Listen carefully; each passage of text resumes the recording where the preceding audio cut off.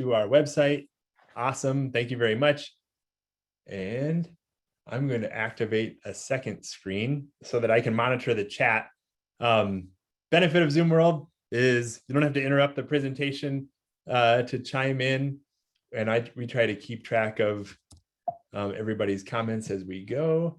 So please feel free along the way to keep up with the chat, and I will do the same. And we're also going to be posting links in the chat as we go to our website for the recordings and an upcoming session in June for some of the background data creation steps that we'll be talking about today.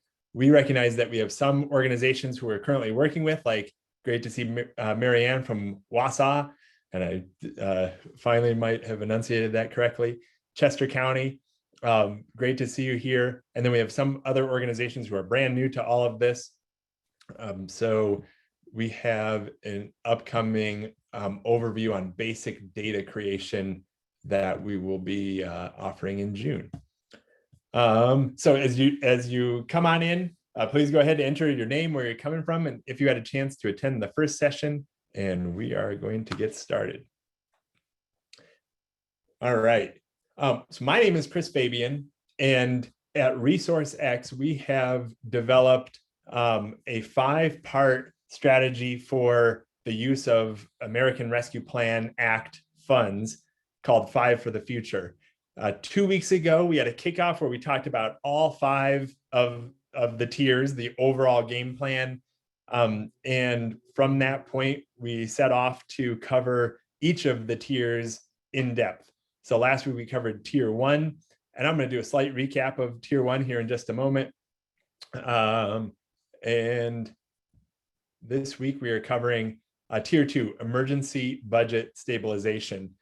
The premise for why we even created an approach to try to be helpful. First off, ResourceX, our organization, we're in the business of prioritizing resource allocation, and we recognize that these funds, these ARPA funds, are 100% an immense blessing, but they also are not easy to distribute.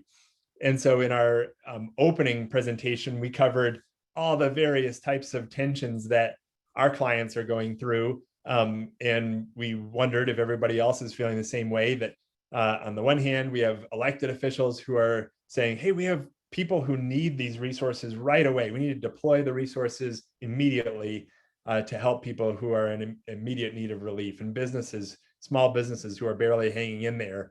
And then on the other side of the coin, we have the angels on our shoulder from GFOA maybe saying, hey, these are one-time funds, don't forget, and let's be very careful if we're going to use one-time money to make commitments to ongoing programmatic needs, because we might set ourselves up for a situation where we're going to have to defund some of those ongoing programs or face some sort of reckoning in the future. And so there's just prudent financial planning considerations that come about. Speaking of prudent financial planning, some of our organizations dipped into reserves last year just to stay afloat. So isn't that a priority for the use of these resources? And then some of the more ambitious in our organizations or our community are saying, this is such a massive amount of funding. We have to use this opportunity to try to accomplish extraordinary things. It's a once-in-a-lifetime opportunity. Don't mess it up.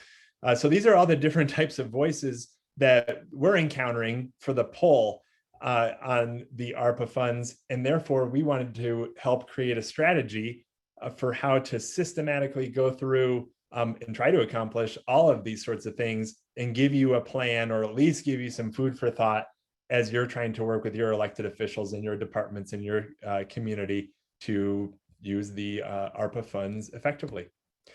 So if you haven't considered this, I mean, we could have just cut to the chase, but no, for comic relief, maybe a little bit of comedy. I don't know if anybody saw this, but Japantown builds giant squid statue with relief money. They don't have ARPA funds, clearly, but they have their own stimulus money coming in. And we thought, this from the BBC is kind of a hilarious story to spurn tourism. We thought this is the ultimate tension. Absent a strategy, we may arrive at decisions that you wouldn't want to get to. No judgment on the giant squid, but that's what we're trying to prevent. So we came up with our 5-tiered plan, and it has a short-term component to it. So we're recognizing there are definitely things that you're going to want to address right away before we start thinking about the major long-term investments and commitments and things that you could do with the money. At the same time, why we thought that the picture was useful is you want to hold some, if possible, back for some of these massive tier 4 and tier 5 opportunities. So that's why the whole plan exists. I'll cover this just right now briefly, and then we'll talk about what we covered last week, and then we'll get into today. So tier 1 is what we covered last week, and the whole idea, again, is that the purpose of having the American Rescue Plan Act resources was to get us back on track and to really help make sure that for some of our communities where it's hard enough just to keep up our basic services, and we all just went through 2020 where it was brutal. There are people in crisis and they're suffering, and so as a tier 1 was, how do we identify what portion of the resources and towards what programs and projects we might want to have some money available as soon as possible without a whole lot of planning. And I'll talk about our strategy for tier 1 in just a moment. Today, we're talking about tier 2, which could have been tier 1B, if you will. But tier 2 is emergency budget stabilization. And this is for organizations who, hey, we did have to dip into reserves, or we transferred resources out of a capital fund or a vehicle replacement fund or asset replenishment funds. And now you're thinking about using American Rescue Plan Act to rebuild those funds. What's the strategy? What about programs that were funded by transfer of reserves last year? What do we do? And that is what we'll focus on today. Tier 3 is interesting, and you can see it's kind of right in the middle of this kind of short-term thinking and preparation for the long term. We created tier 3 strategy, prioritizing budget amendments for some of our organizations before knowing that federal money was coming. They had already approved recommended reductions. So we have clients who have passed a budget, and that budget includes cuts to positions. And the main question on the table is, do you automatically restore all of those cuts in a budget amendment because you have the money to stave them off? Or can we analyze those cuts that you were about to make and consider maybe some of them were a good idea, or maybe you restore some of those reductions, but you reallocate the position. Maybe you don't want to reinvest in the program itself, but you want to take the human resources and reallocate them elsewhere. So that's what tier 3 is about. And we're going to get into tier 3 next week. Tier 4 gets into realizing that your organization is receiving funds, and quite possibly there are others in your region, unless you are really remote, which is possible. But there are other entities besides you who are receiving ARPA resources. And tier 4 starts to beg the question, what could you do together with other entities who are experiencing this opportunity that you will never have a chance to do again? You have the resources, the county or a neighboring city also has resources. What could you do if you pooled your resources and tried to do something regional and at scale? So we'll talk about that in 2 weeks from now. And finally, tier 5 is big swings.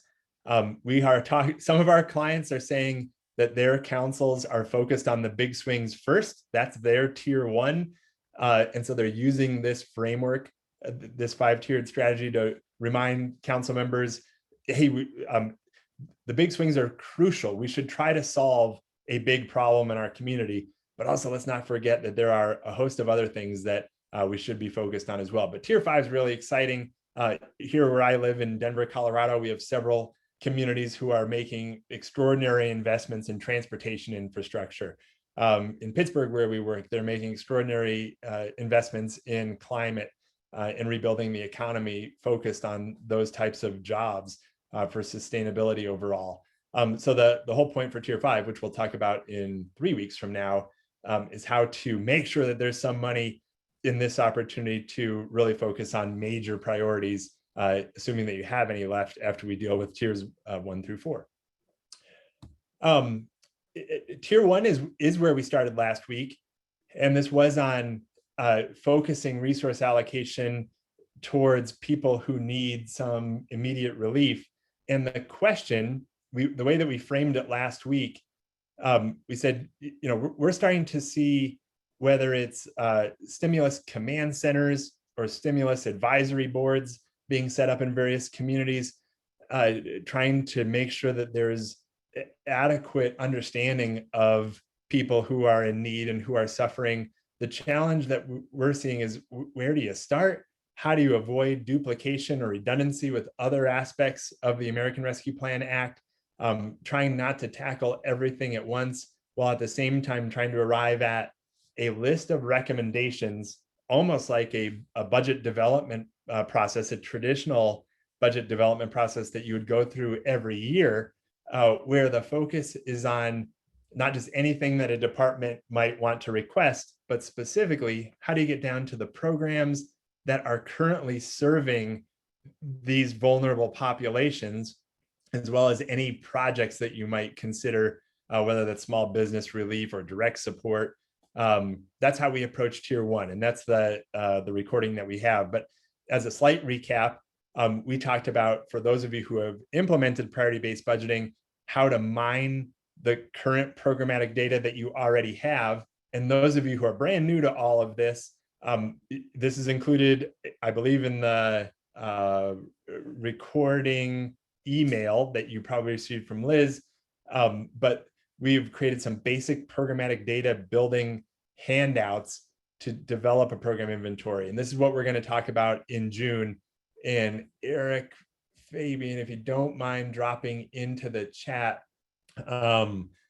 the link for the resource experience, which is the data building workshop, for those of you who don't have programmatic data, that will be coming up in just about a month. But our approach was mine our current programmatic data.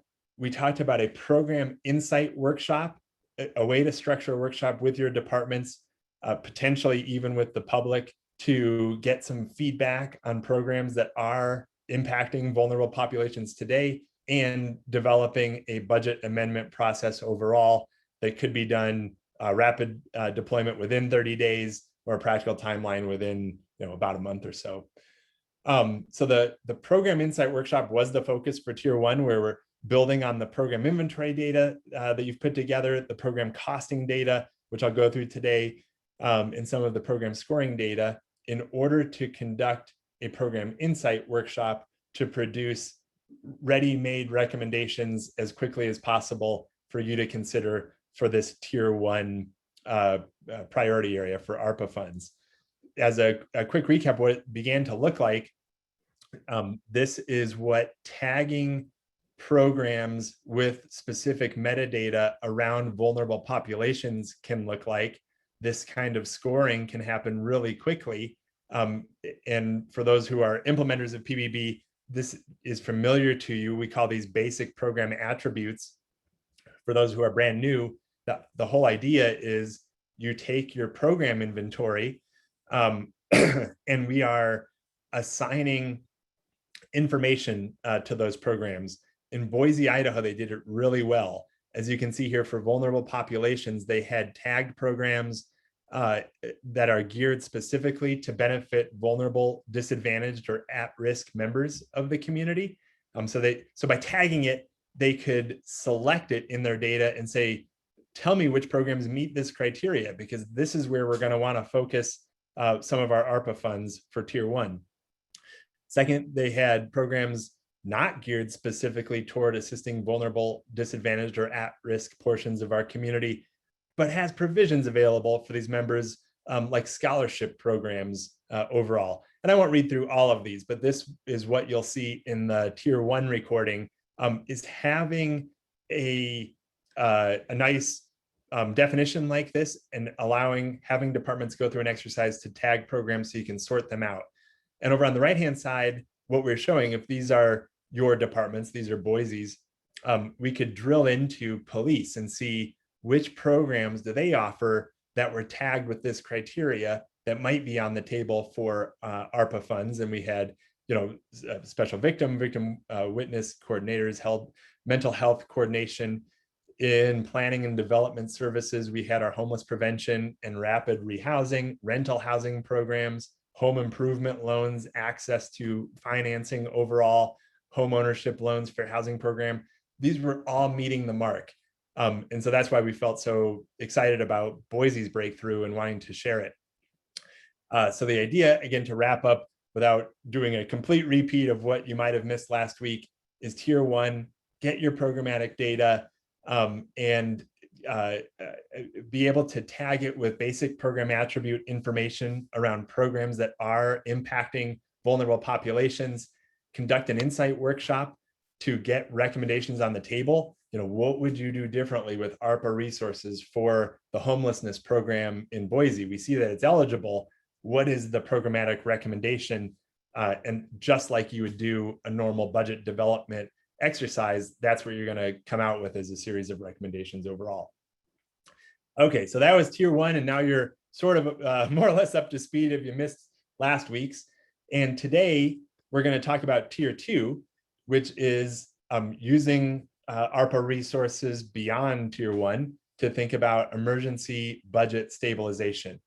I was just on the phone with the city of Fort Collins, Colorado. Fort Collins did not have to dip into reserves last year. So tier two doesn't apply to them. And if you find yourself in that position right now, that's tremendous and totally wonderful.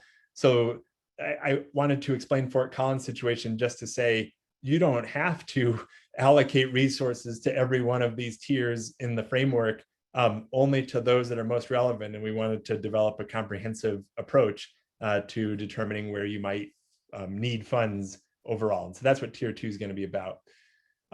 Just like we did with tier one, I wanted to set up what we're talking about. So the situation, I clipped this from GFOA's website.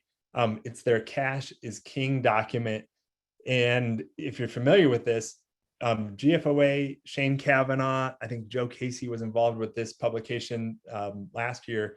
They published this document in 2008 when the Great Recession was in full swing. And Cash is King was about slowing cash flow, money out the door in a time of crisis, and also just what are some overall strategies from a fiscal emergency, or they call it fiscal first aid perspective, to deal with immediate fiscal crisis. And so one of the strategies last year was, hey, we can tap into one-time sources of money like our capital plans, our reserves, any sort of sinking fund that you might have for asset management or replacement of key assets like facilities or fleet or IT. This was the strategy. Tap into those sources of one-time money if you need to, in order to bridge the gap. Using one-time money for ongoing needs in 2020 allowed a lot of communities to avoid massive layoffs and still preserve programs that were vital to their communities overall, in anticipation that there was some sort of recovery in the future. The use of one-time money to fund ongoing needs is never recommended. However, if it's a bridge situation where you're using one-time money to fund a temporary shortfall in hopes that your revenues bounce back, like a lot of the V recovery scenarios that people were hoping would take place, then you could at least justify the intentional use of one-time money to preserve ongoing programs. So that was last year. That was 2020. What that has to do with the use of ARPA funds for 2021 and 2022 and moving forward is that we're trying to reset or undo that strategy that we set in place in 2020. So the goal is we want to build back our reserves. If you dipped into those reserves, we want to build some of those reserves back, and that could be a great use of ARPA resources.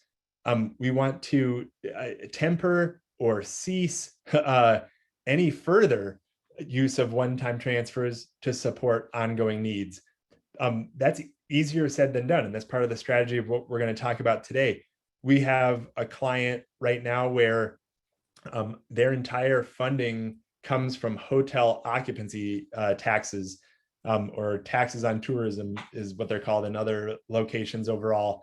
And those took such a hit last year that their budgets are basically empty to start the year in 2021. And their question is, well, that's no good. Do we just not provide those programs overall, or do we do one more year where we are depending on one-time sources? What is the strategy? And that's why we say temper or cease the one-time transfers to support ongoing needs, because we might still want to do it. There might be a good reason to use ARPA resources to replenish reserves and provide a bridge for some of our programs that don't have any funding right now. And we want to identify and address programs that are still dependent on transfers and figure out what are we going to do with them. So the challenge is, what programs did we fund with reserves last year? I want you to stop and think about that for just a moment. If you're in this situation, we believe that in some cases you will know the answer to this. Like, it's very easy for the hotel occupancy tax programs overall. In other cases, if they're more in the general fund, this might not be an obvious question. And we'll get into it in our approach and how we calculate the amount needed to replenish reserves. Some organizations might have said, all we know is that there was a gap between our revenue and our expenses in the general fund, and all we did was shift money over to fill that gap, not knowing necessarily what programs that transfer was used to fund. And that's what we want to get into today. How would you figure that out? What programs are still dependent on transfers, and is it too much to reconcile in 1 year? This is an important part of the challenge at hand as well, is you might have reserve policies that you're trying to come back into compliance with, and it might be very practical for you to set up a multi-year strategy to put your ARPA resources back towards your reserves or rebuild your capital improvement program. And our only guidance is at least be open-minded that it doesn't all have to be done at once in 1 year. Our approach includes this. Number one, how do you set about calculating the amount needed to replenish your reserves? Number two, identifying programs dependent on one-time sources and grappling with those, and or prioritizing programs for the first time to back into this list. I'll explain how that approach is going to work. And number three, consider ARPA resources for reserve restoration and one-time bridge support of ongoing programmatic needs only where it's a priority to do so. And same timeline considerations. We realize that for many of you, you are having to respond, or you've already responded to council requests for your ARPA plan.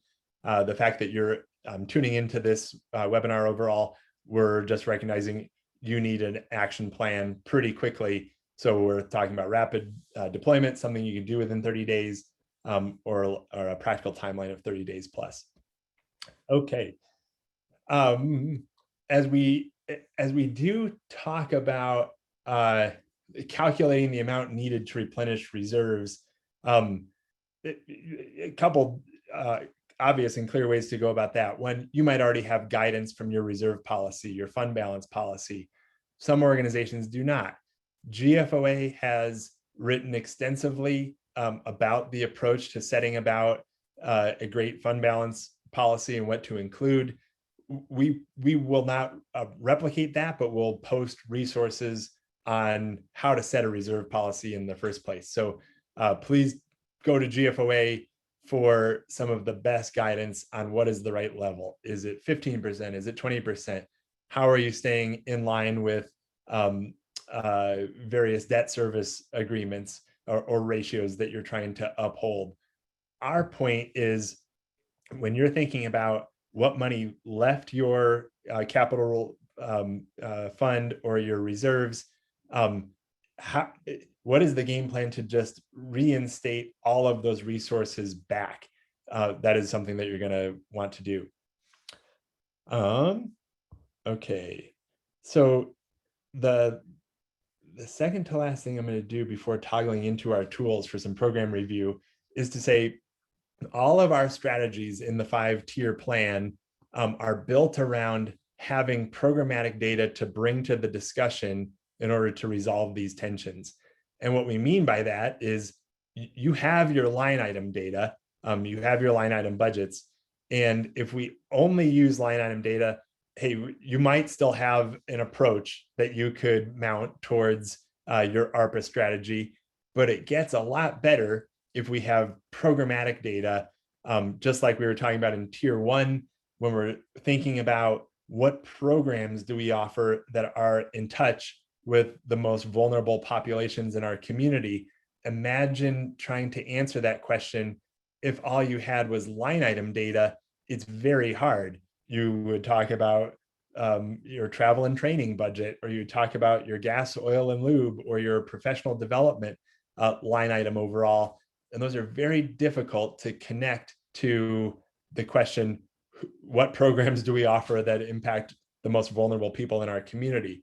So what we're advocating to equip yourself to successfully apply any of these strategies is to build a program inventory, take your line item data, allocate it to those programs, and that is sufficient. If we at least had programs by name and how our current budget is allocated to those programs, that is adequate to apply any of the tiers that we'll talk about. But then beyond that, we talk about things like basic program attributes, the program's influence on outcomes that you're trying to achieve or your overall strategic plan. And finally, the future direction that the program is going to experience next year and the year after in the budget process. Will it grow? Are you going to reduce that program? Are you going to partner and provide it differently? This is the data set that we're saying we can apply in order to develop the insights required to have a successful recommendation for your ARPA funds. And the growth that you'll experience is to move from having line item based business intelligence, which is great. It's the greatest source of business intelligence that our organizations have, until we can slip in this program inventory layer and recenter the conversation. The foundational discussions will be at the program level and not necessarily at the line item level. And so this is a big transformation to make. Okay, I'm going to toggle out of the slides for just a moment and bring up some program data. And we have our website here for 5 for the Future. And I'm going to bring up one other portal here as we get started. So let's talk about 2 scenarios. And one scenario is you have some opportunity to identify the programs that you funded last year by using reserves or transfers. So for some of you, this will make total sense. And for others, this will be you might be experiencing a total disconnect, because here's why you might be experiencing a disconnect. If your organization said, we have a budget deficit, it's 2020, our revenues are coming in lower than expected in our general fund or anywhere in our organization, and you calculated a deficit, a gap. And then the next step, if what you did was take your reserves and just move them over and transfer those resources to fill the gap, to make ends meet and balance your budget, then I'm guessing you don't know what programs you are currently funding or that you funded last year using one-time money. You didn't go through and say, what is the size of that gap and what might we not fund unless we transfer reserves. You might have gone through that exercise, but instead it was just a budget balancing strategy, and you had to move quickly, which is just fine, but you might not know what those programs are. We'll talk about that scenario in just a second. For those of you who do know what those programs are, if you have them in the context of priority-based budgeting, I'm going to show you how you can even begin to differentiate where you should restore funding and where you might think twice before you begin to alleviate the dependence of one-time funds. So this is one of our organizations, and it's in our demo site. I'm going to restack this data real quickly to department and program, department description, program name, and we can get into some cost type too, just to see it here. In the organization I was describing moments ago, that was their department was dependent on hotel occupancy taxes. They would know the programs that are on the table. So if that is the case, here I've drilled in and I can see all of my departments, and within any particular department, I can see some portion of the programs that were funded by the transfer of one-time money overall, as I click into any of these departments overall. I can reorient this using priority-based budgeting data to actually bring in the overall relevance of a program, which we call quartiles, and I'll explain here in just a moment. And the idea of the quartile is that this is representing the program's relationship to the outcomes that you're trying to achieve, where quartile 1 programs are those that scored the highest. They have the greatest degree of influence on results that you're trying to achieve. They might be mandated.